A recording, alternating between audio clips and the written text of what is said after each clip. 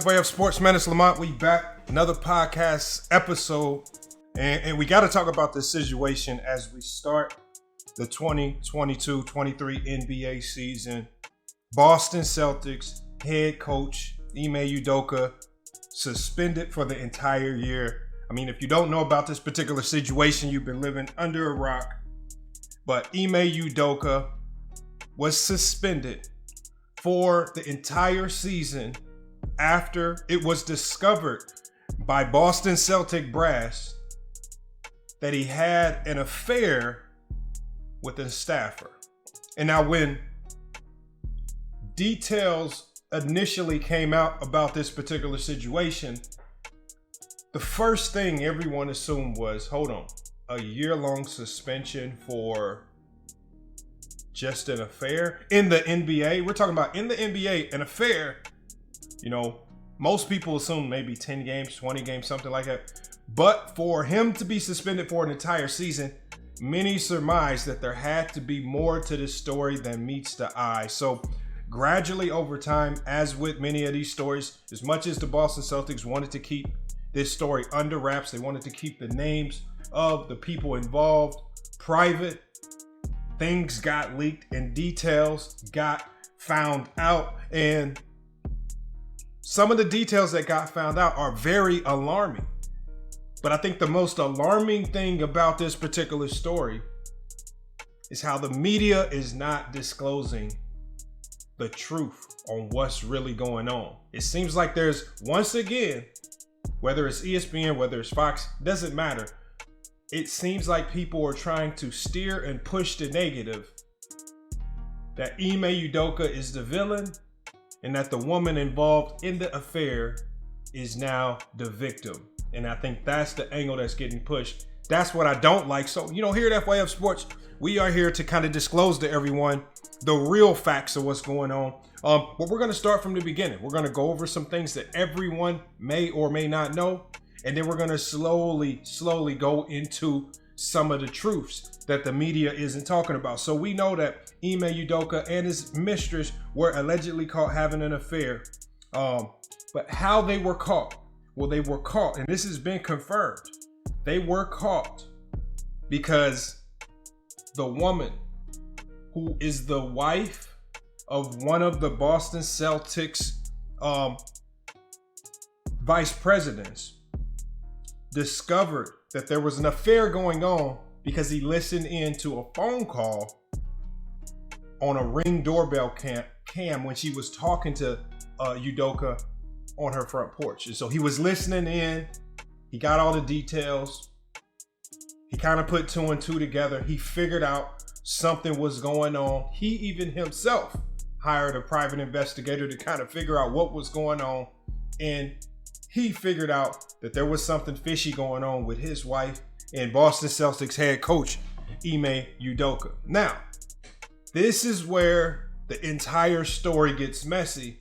And this is the exact part of the story where obviously the Boston Celtics didn't want these particular details getting leaked out, but ESPN is not being forthright about the truth from this point forward. Now, when it was found out that he believed she was having an affair with Boston Celtics head coach Ime Udoka, he confronted his wife, as what many people would do. He confronted her. He asked for the details, but as what do most people who get caught in these particular situations do? They deny, they backtrack, they lie, they deflect. And that's exactly what happened here. So the first thing that happened was she denied everything, and she said that head coach Ime Udoka had been stalking her and harassing her and pursuing something with her for months. And she claimed stalking and harassment. As the husband, he said, okay, if that's the claim that you want to make, we're going to take this to Boston Celtics brass. We're going to see what they want to do with it. So obviously, when you take those types of allegations to the Boston Celtic front office, they need to investigate this to a certain degree. Because a lot of people were wondering, why did Boston hire a law firm to investigate this? Why would they need a law firm to investigate something that has now been deemed as a consensual relationship? This was consensual between these two. That was the end result that they disclosed to everyone. So the reason why the Boston Celtics initially even hired a law firm to look into this is because they were trying and were wanting to protect themselves for matters of legality, because there was a potential one of the vice presidents for the Boston Celtics had a wife who was making allegations saying that he was stalking and harassing her. At this point in time, she had not confessed and just simply admitted to what was going on. So what did she do? She led the Boston Celtics in a circle of investigations. And so when you get powerhouse law firms investigating these things, they're ultimately going to get down to the truth. They're going to pull text messages. Udoka was very forthright with providing his text messages, providing information from his side. And after looking at phone records, text messages, IG messages, this law firm came back and said, hold on. This was a consensual relationship. She wasn't being stalked. She was a willing participant in this.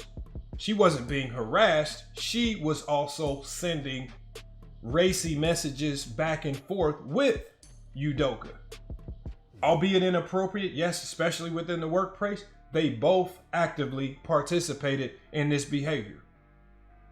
The Boston Celtics did not hire a law firm because they feared that their head coach was having a consensual affair with one of the VP's wives. They hired the law firm because the woman initially claimed, and is trying to defend and deflect and trying to deny, she said that he was harassing and stalking her. But then she didn't expect the Boston Celtics to hire a law firm. They did their due diligence. They followed up on these things, and they came to find out that there was a consensual affair between the two. And this was something that Udoka, when confronted about this particular issue, he was very honest with the Boston Celtics organization. He came out immediately. When they talked to him about it, when they spoke with him, he let them know what the relationship was. She was still in denial. It took the law firm exposing that this was consensual for him to even be believed. Here's the next problem that ESPN or the Boston Celtics did not want to get disclosed.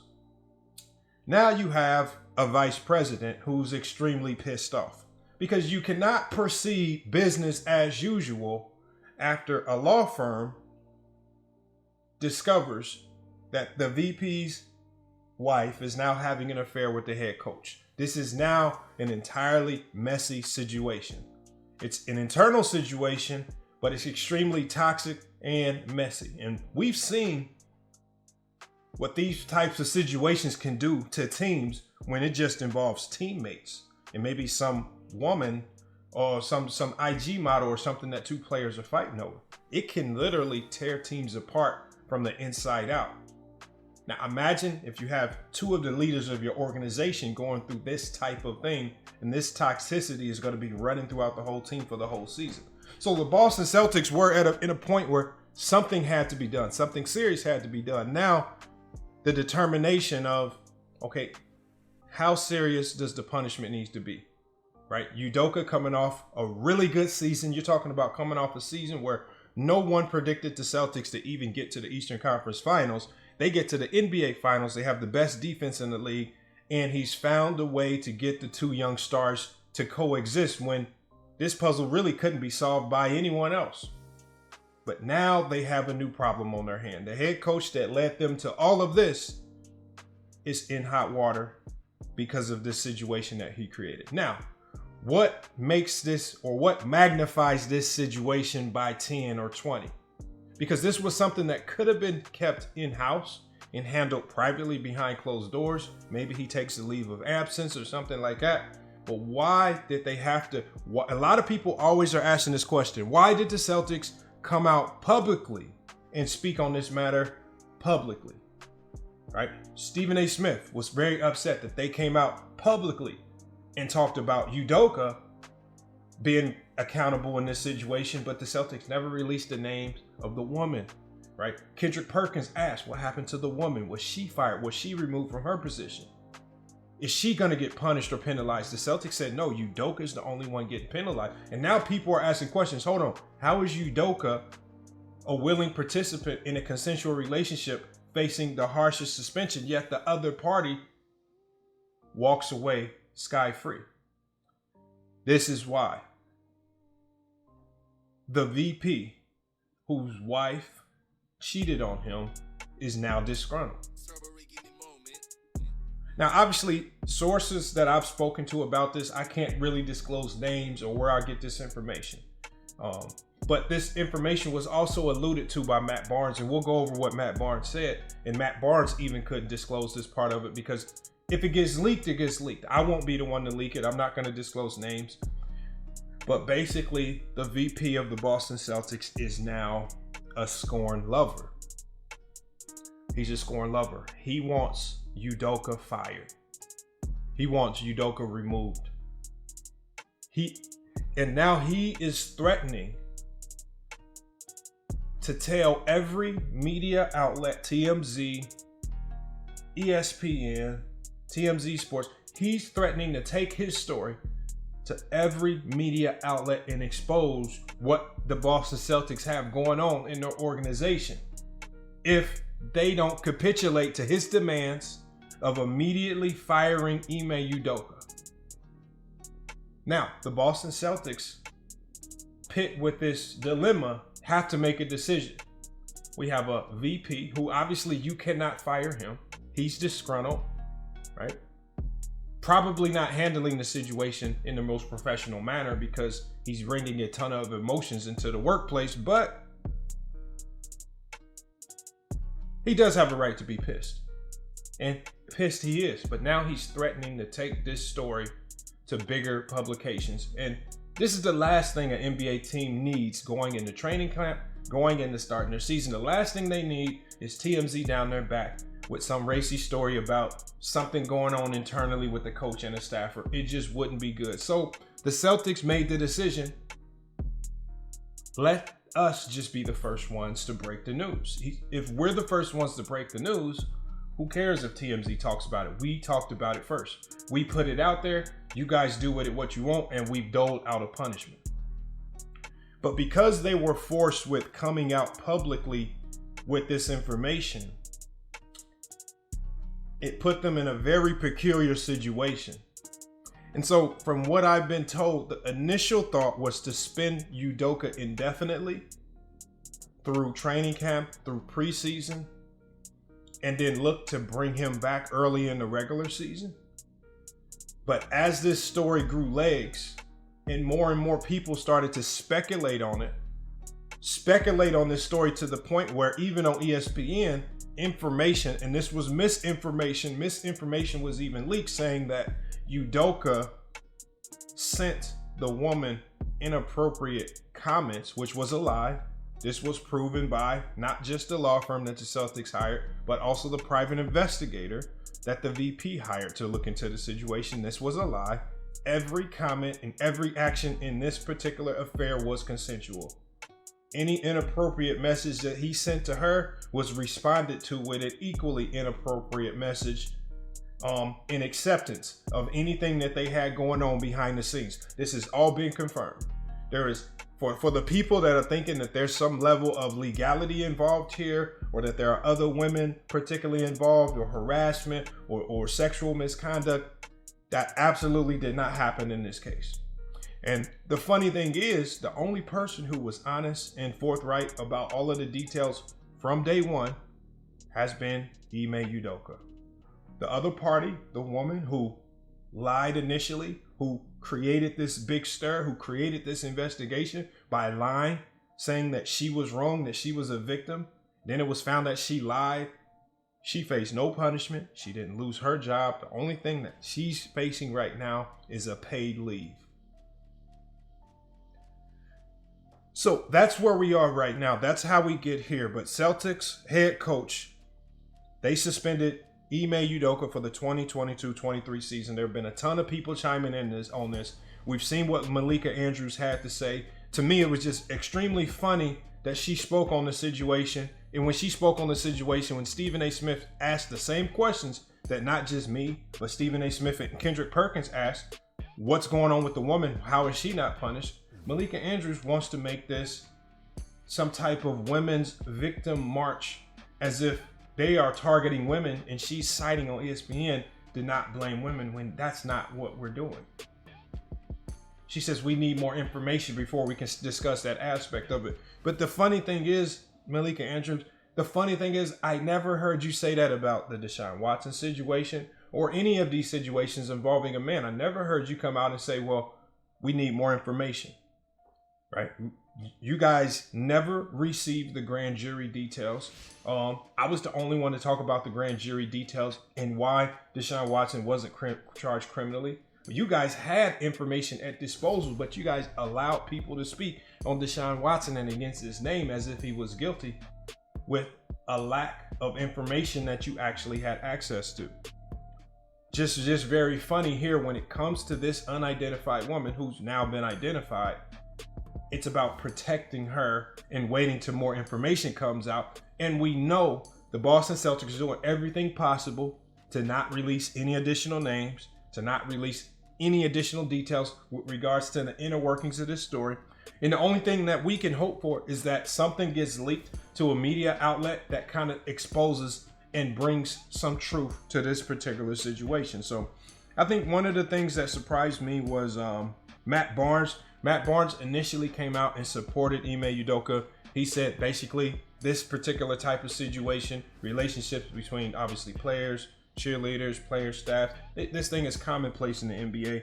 He even talked about how he played in the league a long time, and said this is a very common occurrence across all teams in the NBA. Generally, things don't get this toxic or messy. That's the only difference. But then he came out, he deleted his IG post, and Matt Barnes said, without knowing all the facts, he says, I spoke to Udoka's defense, and he says, after finding out facts, he says, I erased my post because the situation in Boston is deep. It is messy. That is true. He says it's 100 times uglier than any of us thought. He shared in an Instagram video. He further said, some things happen that I can't condone, I can't back, and it's not my place to tell you what happened. So obviously, just like many NBA players and many NBA insiders, there's another level to this story that's not getting released publicly. He says, if it ends up coming out, it ends up coming out. But that was the reason why I erased my post, because after I posted it, I got a call from someone who had details, and shit is deep. And just like what he got, and I hope additional details for this particular story comes out. The story is messy, right? It's almost a soap opera movie that would make millions. You're talking about a VP, a head coach, the success that they had last year, the fall of Udoka. All right, you have a scorn lover in the VP. You have a deceptive woman who's lying, trying to cover and backtrack and trying to clean up a mess that she helped create. You have Udoka and a Hollywood girlfriend. I mean, you have so much madness everywhere. You have so much deception everywhere.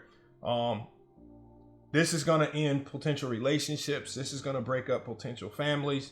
I mean, this situation is messy. I mean, there were a ton of Boston Celtics internal policies violated by a number of parties. And again, the law firm involved, and if the Celtics want to leak this information, or if they, I hope that there's a day where they're willing to be forthright about this and allow all of the details to come out. I'm not particularly sure at this time, but I think people need to back off of Udoka. Yes, he was wrong. Udoka's already serving his punishment. He's suspended for the 2022-23 season. Hopefully, no more flagrant allegations that are untrue come out, because I think anything with regards to the stalking and harassing, those are just attempts to prevent him from coaching ever again. And those are unfounded accusations that had nothing to do with this particular situation. So again, we're going to see as time goes how the direction that ESPN ESPN goes. Maybe ESPN just completely moves away from this situation. Maybe it's too messy for them to continue to address. Maybe they just dive full-fledged all in and they allow the cast of feminists that they have over there, Malika Andrews, her sister, Molly Karam, and they can all just go attack Udoka with reckless abandon for the facts on hand. I don't know the direction that they're going to go, but again, it's our job here at FYF Sports, man, to disclose the facts made available to us. And so basically, to summarize this, again, you have an affair with the head coach. You have a scorned lover, the VP of the Boston Celtics. You have a woman who lied when caught, made accusations against the head coach, not thinking that the Boston Celtic organization would take this extremely seriously and bring in a law firm to investigate it. And I think that's when things got shaky for everyone involved. And this situation could have easily have been prevented with a little bit of honesty. But I think we all know that feeling. We all know in certain situations, I mean, it's happened to the best of us. Sometimes you make these types of mistakes and you lie, you get caught up in lies, and you create a whirlwind mess of problems that you never saw coming. So again, Udoka, man, these coaches, these NBA players, just kind of going forward into the future, you guys gotta be smarter, especially as athletes. I mean, ESPN and some of these media outlets are extremely thirsty to throw your name on the front page of websites, on the headlines of SportsCenter, and then really talk about these situations in a manner that are going to paint you as a villain, not as just a human who made a mistake. And so again, it's just a learning lesson. I hate that it had to happen to Udoka. I mean, he was on his way to being a great coach in the NBA, and I hope this one mistake doesn't end that trajectory. You know, if this situation plays out as it is right now and it quiets, I expect that he would have a coaching job next year. I think he can move past it as is. But the only thing that can really muddy this is how messy the media chooses to make this. What lies do they want to push? What narratives do they want to push? And is the media, will they be willing to be truthful and honest, especially if the facts come out in support of Udoka as opposed to the woman who the media is claiming is the victim? You guys, let me know your thoughts on this particular video, man. I think it's a great topic to continue talking about, especially when we go live. The Celtics, I mean, I saw them play in preseason today against the Charlotte Hornets, man. They look great. I'm talking about from top to bottom. They have a ton of decisions to make because they're going to have to cut some really good players. And so, again, Joe Mazzulla has now picked up the reins over there. Malika Andrews has already tried to do her homework on Joe Mazzulla, tried to slander his name for mistakes that he made when he was 18 over 17 years ago. I mean, she's already trying to tear down the next head coach, right? She didn't care when Joe Mazzulla was hired as the assistant, who's been there for multiple years. She didn't care then. But when he now has to take over, she's the one there trying to tear him down, trying to bring up demons of the past that had absolutely nothing to do with what's going on today. All right, I think we're just gonna have to do a full video on Malika Andrews because she's becoming messier and messier as each day goes by. But you know what? These are the women of color that, ESPN did not really care about skill, execution, performance when they put these women in place. Obviously, throughout 2020, as Rachel Nichols said, their goal was to put as many black faces on camera as possible to push a certain perception, and they did not care about the quality of work that these people would output. So again, there were a ton of people supporting Malika Andrews getting put into this top spot, and now she starts to show her true colors. Now she's starting to show she's a poor journalist. She doesn't do much research, and she has a lopsided look at sports because it's all core-centric around feminism and feminist talking points. But this is what you got. So this is some of the things that obviously we got to talk about the Rachel Nichols situation more. She just did an interview with Steven Jackson on that on that podcast. But everything's starting to come to light now because A lot of the people that we've criticized in the past are now showing their true colors. ESPN is getting worse and worse with allowing people like Malika Andrews and Molly Karam to carry on this charade right here. I mean, they created this monster where these women can say anything and absolutely get no pushback. I mean, what Stephen A. did with Malika Andrews a week ago, that was literally the first time anyone on air has stopped this nonsense in its process, shut it down, and called it for what it was. That's literally the first time it happened. And it happened with Stephen A. Smith. This is a guy that everybody calls the biggest coon in sports. They say he hates black people. Kwame Brown's running around saying he's trying to take money out of people's pockets. As I told everybody, you need to pump the brakes on pointing the fingers so quickly, because the real culprits to a lot of this stuff going on are able to move through the shadows, say things when it's popular to say them, right? And then cry to whatever movement is going on. Right now it's the feminist movement. In 2020, it was BLM. I don't know what movement is coming next. Maybe the LGBTQ. That is yet to be seen. Hey, but it's FYF Sports, man. It's been another great podcast episode. Make sure you guys spam up the comments. Let me know your thoughts on this particular situation. Do you think Udoka will coach again? Do you think he should be allowed to come back this year and coach? All right. What do you think should come of this just messy situation created within the organization? How do the Celtics resolve this? And should they vilify the woman just as much as they vilify Udoka? You guys, let me know in the comments your thoughts to this. I'm curious to see the direction we go with this. And when we go live again, it will be a topic for conversation. But it's FYF Sportsman, another great podcast episode. We will be back with more sports news. But until then, it's FYF Sports. And we out.